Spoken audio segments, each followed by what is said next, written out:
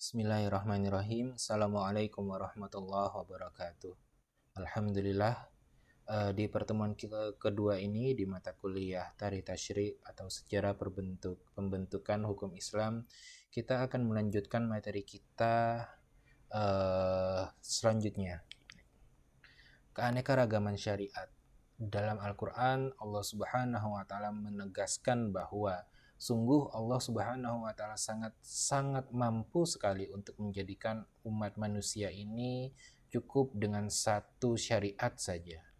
Di dalam surah Hud ayat 118, A'udzubillahi minasyaitonirrajim, walau syaa rabbuka laja'alan nasa ummatan wahidah wa la yazaluna mukhtalifin. Sungguh jika Allah ingin, jika Allah menghendaki, Allah jadikan manusia umat yang satu syariat saja.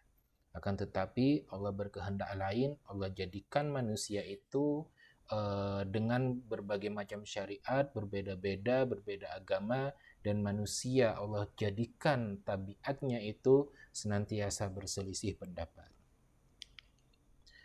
Keanekaragaman syariah itu di dalam setiap kaum ya. Jadi setiap kaum itu memiliki syariatnya sendiri-sendiri.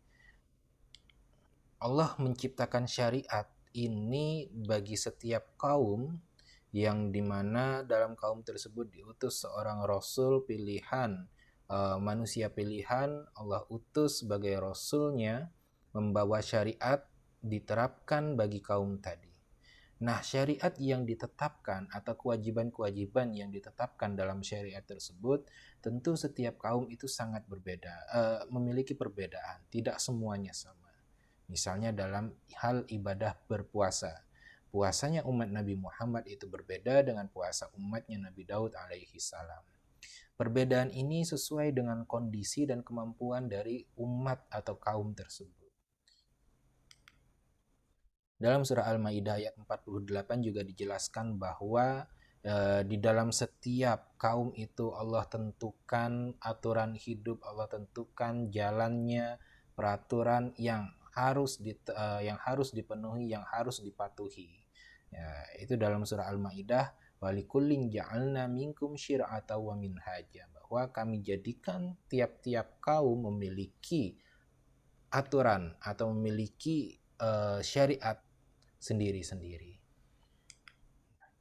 Meski semua syariat ini berbeda-beda ya, dari syariatnya Nabi Daud, Nabi Musa, dari Nabi Adam sampai Nabi Muhammad SAW itu berbeda-beda, akan tetapi semua kewajiban ini merupakan ibadah yang sumbernya itu dari Allah Subhanahu wa Ta'ala dan tujuannya merupakan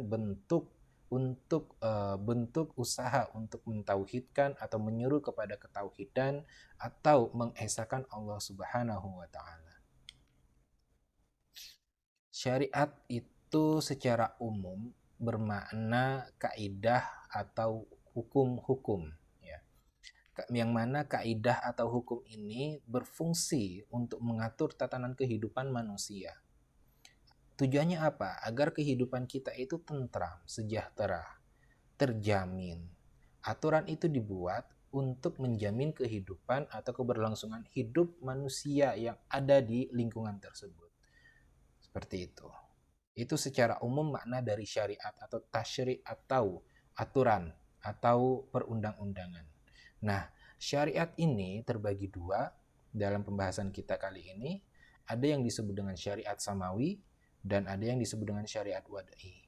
Syariat samawi berasal dari kata samaun, artinya langit. Maksudnya adalah syariat ini berasal dari Allah Subhanahu wa Ta'ala, yaitu sejumlah perintah dan larangan yang Allah tetapkan di dalam Al-Quran dan hadis, yang mana perintah dan larangan ini dibawa oleh seorang manusia pilihan, yaitu Rasul yang Allah pilih. Dan syariat terakhir yaitu syariat Islamiyah dibawa oleh Nabi Muhammad SAW. Adapun syariat yang kedua atau peraturan kedua yaitu disebut dengan syariat wad'i atau perundang-undangan, mungkin bisa diartikan perundang-undangan konvensional. Maksudnya adalah syariat ini merupakan perundang-undangan peraturan yang dibentuk oleh manusia. Contoh misalnya yang dibentuk oleh suatu pemimpin negara di tempat negara tersebut, negara yang ia pimpin. Nah, di sini ada dua syariat tadi, ada syariat atau aturan hukum yang mana hukum ini dibentuk oleh Allah dan yang satu lagi hukum ini dibentuk oleh manusia. Adapun perbedaan antara syariat samawi dan wada'i, bahwa yang namanya syariat atau tasyri' samawi ini berasal dari Allah, buatan Allah, yang mana Allah Subhanahu wa taala itu amat sangat mengetahui bagaimana kondisi, bagaimana umatnya, ya. Sedangkan yang namanya tasyri' wad'i, yaitu buatan manusia, dan yang namanya manusia memiliki kemampuan, keilmuan, dan pengetahuan yang terbatas, sehingga produk atau aturan hukum yang dibuat pun tentu memiliki keterbatasan. Yang kedua, yang namanya tasyri' samawi itu mengatur hubungan antara seorang hamba dengan Tuhannya secara tampak dan yang tidak tampak. Jadi bukan hanya yang diperlihatkan, apa yang ada dalam hati pun juga itu merupakan ada aturan yang mengatur hubungan kita, yang tersirat di hati bagaimana. Jadi tidak hanya yang tampak, sedangkan yang namanya tasyri' wad'i atau hukum perundangan buatan manusia itu hanya menilai sesuatu yang tampak oleh mata saja. Misalnya dalam perkara pidana, ketika seseorang tidak ada bukti yang jelas, yang nyata bahwa terjadi perbuatan pidana gitu ya, tidak ada bukti sama sekali, maka dia akan terlepas dari hukum karena hukum melihat apa yang tampak oleh mata. Yang tidak tampak, yang tidak terbukti tadi tidak dapat diberikan hukumnya. Berbeda dengan tasyri' samawi, Allah itu maha melihat apa yang tampak yang kita lakukan dan apa yang kita sembunyikan itu ada konsekuensi hukumnya. Tasyri' samawi mengajak pada kebaikan dan menghindari keburukan. Ada reward berupa pahala di akhirat nanti. Sedangkan yang namanya tasyri' wad'i tidak ada reward yang bersifat ukhrawi, tidak ada. Hanya ada reward yang bersifat konsekuensi logis dari perbuatan baik. Misalnya kita berbuat baik, ada aturan kita patuhi, maka kita mendapatkan konsekuensi logisnya berupa ketenangan. Seperti itu aja, tidak ada tambahan reward atau pahala nanti di akhirat. Yang karena dalam hukum perundangan buatan kita, buatan manusia itu tidak berbicara tentang akhirat. Nah, sedangkan syariat samawi atau syariat Islam itu ada konsekuensi selain konsekuensi logis berupa ketenangan ketika menjalankan semua perintah dan menjauhi pelarangan, kita juga akan mendapatkan pahala nanti di akhirat. Kemudian sudah terdapat penjelasan terkait halal dan haram di dalam Al-Quran dan dalam hadis atau pembahasan fikih hasil ijtihad para ulama, sudah ada hal-hal yang berkaitan dengan halal dan haram. Sedangkan dalam tasyri' wad'i, hukum konvensional, terkadang menghalalkan sesuatu yang haram. Seperti itu. Originalitas syariat Islamiyah ini diragukan. Ada suatu pernyataan dari orientalis yang menyatakan bahwa produk fikih di syariat kita itu merupakan hasil adopsi dari hukum Romawi yang berkembang di Mesir dan Syam. Sejarahnya, dulu negeri Syam dan Mesir itu dijajah oleh bangsa Romawi. Ketika Islam itu ekspansi ke Mesir, waktu itu dipimpin oleh Amr bin As, kemudian para mujahid Muslim saat itu memenangkan peperangan dan berhasil duduk di negeri Mesir pada saat itu. Nah, pernyataan orientalis ini menyatakan bahwa produk fikih itu berasal dari bangsa Romawi. Karena memang kita Islam waktu itu ekspansi ke Mesir dan ke Syam.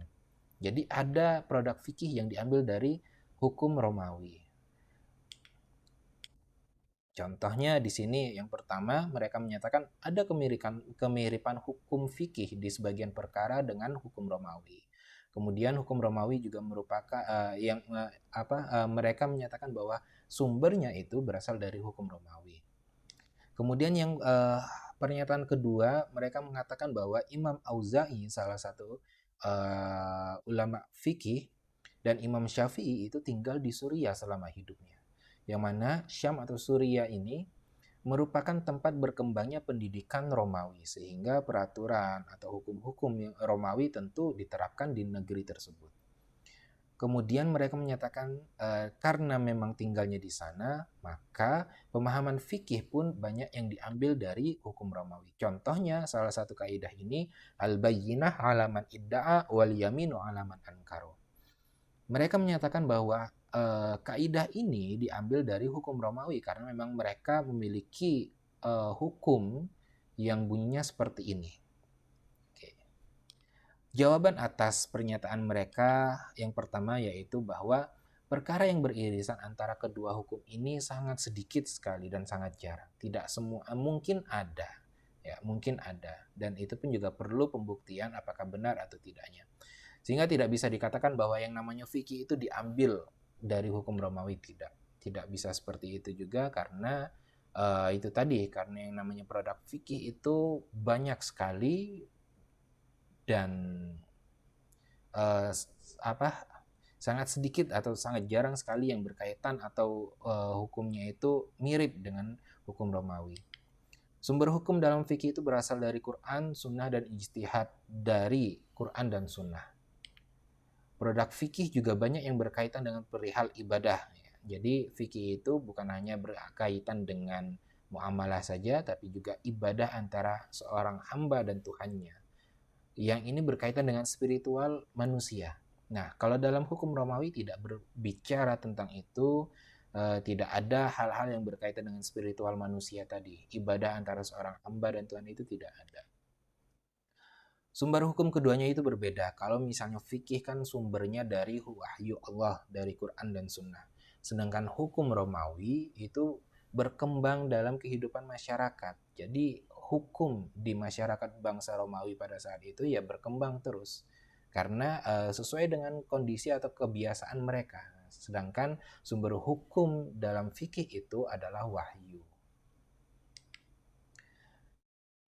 Kaidah tadi al-bayyinatu 'alaman idda'a wal yaminu 'alaman ankaro itu merupakan hadis Rasulullah Shallallahu alaihi wasallam yang mungkin maknanya itu serupa. Jadi dalam hadis tersebut yang mana itu menjadi salah satu kaidah dalam fikih jinayah, bunyinya bahwa ketika ada seseorang menggugat atas suatu perkara, maka dia wajib untuk menghadirkan suatu bukti. Kalau buktinya itu belum cukup kuat oleh hakim, maka orang yang tergugat wajib untuk bersumpah bahwa tergugat ini yang benar. Kalau tergugat tidak berani bersumpah, maka yang dimenangkan adalah penggugat dengan buktinya tadi, walaupun bukti tersebut belum cukup kuat. Tapi kalau yang tergugat tadi berani untuk bersumpah membantah tuduhan, maka yang dimenangkan dalam hal ini adalah yang tergugat karena dia berani bersumpah. Sejarah mencatat ya bahwa dalam ekspansi Islam ke negeri Syam, ke negeri Mesir pada saat itu dimenangkan oleh pasukan muslimin. Umumnya ketika suatu wilayah itu dibebaskan dari penjajahan, maka hukum yang akan diberlakukan di wilayah tersebut adalah hukum orang yang atau bangsa yang memenangkan dalam peperangan. Tidak mungkin dong dalam hal tersebut diterapkan kembali hukum Romawi pada saat itu. Padahal yang berkuasa adalah dari pasukan Muslim. Nah, sehingga pernyataan mereka bahwa fikih itu atau hukum yang berlaku di negeri Mesir pada saat itu, walaupun Islam sudah datang, adalah hukum Romawi, itu pernyataan yang kurang tepat. Dan yang terakhir, yang menyatakan bahwa Imam Auza'i dan Imam Syafi'i itu tinggal di Suriah, itu keliru karena Imam Syafi'i belum pernah rihlah atau perjalanan ke Suriah, apalagi sampai hidup di sana. Asas syariat Islam. Jadi dalam syariat Islam itu memiliki beberapa asas. Yang pertama, menjaga kemaslahatan seluruh manusia. Allah Subhanahu wa taala mengutus Rasulullah sebagai penyempurna akhlak manusia, membawa syariat Islam yang mana Islam itu merupakan agama yang rahmatan lil alamin, bukan hanya rahmatan lil muslimin, tapi untuk alam semesta, membawa rahmat bagi alam semesta. Sehingga sudah dapat dipastikan bahwa yang namanya syariat Islam itu akan memperhatikan kemaslahatan. Kemaslahatan siapa? Bukan cuma kemaslahatan umat, bukan cuma kemaslahatan seorang muslim, akan tetapi seluruh manusia. Dalam Islam kita mengenal adanya kehidupan setelah kematian. Tujuannya apa? Hikmahnya apa? Agar kita hidup di dunia ini mengikuti peraturan, perintah Allah dan menjauhi semua larangan, kita akan mendapatkan sesuatu yang sudah dijanjikan ketika kita melakukan hal-hal baik, mendapatkan pahala. Nah, semuanya itu akan dibayar, akan diberikan nanti di kehidupan setelah kematian kita. Tujuannya apa Allah jadikan itu? Untuk menguji kita. Siapa yang paling baik amalan perbuatannya. Beberapa syariat atau ibadah yang Allah wajibkan kepada kita, seperti halnya sholat, memiliki maslahat. Manfaatnya apa? Yaitu untuk mencegah perbuatan yang keji dan mungkar. Kemudian puasa juga memiliki maslahat atau manfaat. Untuk apa? Untuk melindungi diri kita dari maksiat. Dan haji pun juga memiliki manfaat duniawi dan ukhrawi. Dan banyak lainnya kalau kita melihat dalam setiap ibadah, dalam setiap peraturan, dalam setiap larangan yang Allah tetapkan, itu semua memiliki hikmah, memiliki alasan dari hukum tersebut. Contoh yang selanjutnya adalah hukuman qisas. Allah tetapkan peraturan qisas. Ketika ada yang mencuri, maka harus dipotong tangan. Ketika ada yang membunuh dengan sengaja, maka wajib untuk dihukum dengan qisas juga. Untuk apa? Hal ini, peraturan ini Allah buat, Allah jadikan untuk menjamin kehidupan kita, untuk menjamin keselamatan orang lain. Ketika kita tahu konsekuensinya ketika melakukan perbuatan tersebut, konsekuensinya adalah potong tangan atau dibunuh juga, maka kita tentu akan berpikir kembali sebelum melakukannya. Asas yang kedua yaitu keterkaitan hukum dan maslahat. Jadi, dalam setiap hukum itu mengandung maslahat atau ilat hukum, atau bisa kita maknakan dengan alasan hukum. Yang mana alasan hukum ini akan terus mengikuti hukum tadi. Hukum akan terus mengikuti alasan hukum. Seperti itu. Ketika alasan hukum atau ilat hukum ini tidak ada, maka hukum tersebut pun tidak ada. Contoh misalnya, hukuman qisas. Jika terjadi pencurian, maka terdapat hukum potongan tangan. Jika tidak terbukti, maka tidak ada hukuman. Wasariqu wasariqatu faqta'u aydiyahum.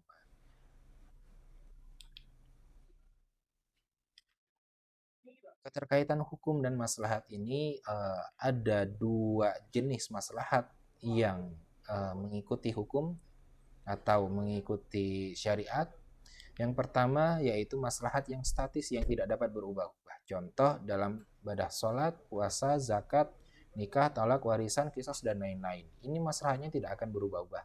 Seperti apa yang ada, yang sudah ditetapkan. Sedangkan dalam perkara muamalah, politik, ketatanegaraan, dan lain-lain, ini maslahatnya itu dinamis, terus berkembang, dan dapat berubah-ubah. Asas yang ketiga yaitu mewujudkan prinsip keadilan. Dalam syariat Islam, hukum dan peraturan itu berlaku bagi seluruh manusia, tidak membedakan bagaimana dan siapa dia. Innallaha ya'murukum an tu'addul amanati ila ahliha wa idza hakamtum bainan nas an tahkumu bil adli. Dalam ayat ini Allah menegaskan bahwa kita wajib untuk menerapkan hukum menerapkan hukum itu secara adil. Dalam satu riwayat Rasulullah SAW pernah berbicara, menyampaikan dengan tegas kepada para sahabat saat itu. Jadi suatu riwayat kisahkan bahwa ada suatu kasus pencurian yang dilakukan oleh seorang wanita, yang mana wanita ini cukup memiliki pengaruh, atau mungkin dia itu anak penguasa, atau yang berpengaruh dalam lingkungan tersebut. Kemudian ketika ingin diterapkan hukuman kisos pada saat itu, masyarakat setempat ragu untuk menerapkannya. Kemudian meminta kepada salah seorang sahabat yang cukup dekat dengan Rasulullah untuk mempertanyakan kembali apakah diterapkan kisos atau tidak. Ketika menghadap Rasulullah dan bertanya, Rasulullah kecewa dan menegaskan, "Waimullahi law anna Fatimah binta Muhammadin sarakat laqata'tu yadaha." Demi Allah, sungguh kalau Fatimah anakku sendiri yang mencuri, maka akan aku potong tangannya. Nah, di sini merupakan bentuk penegasan yang namanya hukum itu berlaku tanpa melihat siapa dan bagaimana kita. Kemudian yang namanya syariat Islam itu salah satu asasnya itu tidak memberatkan dengan sedikit beban. Jadi Allah memberikan kita kewajiban, mewajibkan kita untuk beribadah itu sesuai dengan kemampuan kita. La yukallifullahu nafsan illa wus'aha. Tidak Allah tetapkan, tidak Allah bebani kita dengan kewajiban yang melebihi kemampuan kita. Misalnya ketika kita diwajibkan untuk melaksanakan sholat. Ketika memang kita tidak dapat berdiri, maka dapat dilaksanakan dengan duduk seperti itu. Jadi syariat itu tidak akan memberatkan. Bagaimana dengan dinamika hukum sebelum Islam? Di luar Semenanjung Arab, ini kita bagi dua, di luar Semenanjung Arab, di luar negara Arab, dan di dalam negara Arab. Di luar negara Arab atau di Semenanjung Arab itu, di luar Semenanjung Arab dipimpin oleh raja-raja kan, karena memang dalam bentuknya itu kerajaan. Seperti yang kita ketahui, dalam sistem kerajaan jika dipimpin oleh raja yang adil, maka masyarakatnya pun juga akan hidup dengan adil, tentram, sejahtera. Dan itu sebaliknya, berlaku pula sebaliknya. Nah, raja-raja, imperator, pemimpin negara pada saat itu memimpin dengan kediktatoran. Mereka memimpin dengan cara yang tidak benar sehingga masyarakatnya pun juga banyak yang tertindas. Itu kondisi sebelum Islam. Kemudian kondisi sebelum Islam di negara-negara Arab pun juga ternyata memang dalam negara Arab itu tidak dikenal sistem kerajaan, tidak ada sistem pemerintahan. Yang ada mereka hidup dalam kabilah-kabilah, dalam kelompok-kelompok atau suku-suku. Tidak ada aturan yang menyatukan antar setiap suku, setiap kabilah, tidak ada. Hukum yang berlaku di setiap kabilah pun juga berbeda-beda. Apa yang diberlakukan di kabilah atau suku tertentu belum tentu diberlakukan di suku atau kabilah yang lainnya. Nah, semuanya itu bersifat subjektif, ya. Berdasarkan hukum yang hidup dalam kabilah-kabilah tersebut. Kenapa kok tidak ada peraturan, tidak ada perundang-undangan? Karena memang bangsa Arab pada saat itu mereka adalah bangsa yang ummi. Ummi di sini adalah mereka yang tidak tertarik dengan keilmuan, tidak tertarik dengan keilmuan yang mana ketika mereka belajar, ketika mereka membaca, menulis, memperhatikan lingkungan orang dari negara lain, mereka membandingkan, mereka ingin membentuk sesuatu yang baik di negaranya. Tapi faktanya tidak, mereka hidup dengan kesukuan tadi, suku yang paling berpengaruh, dia yang paling sejahtera hidupnya, seperti itu. Itu yang terjadi di negara Arab pada saat itu. Oke. Mungkin sampai di sini pertemuan kita akan kita lanjutkan di pertemuan selanjutnya. Syukron. Assalamualaikum warahmatullahi wabarakatuh.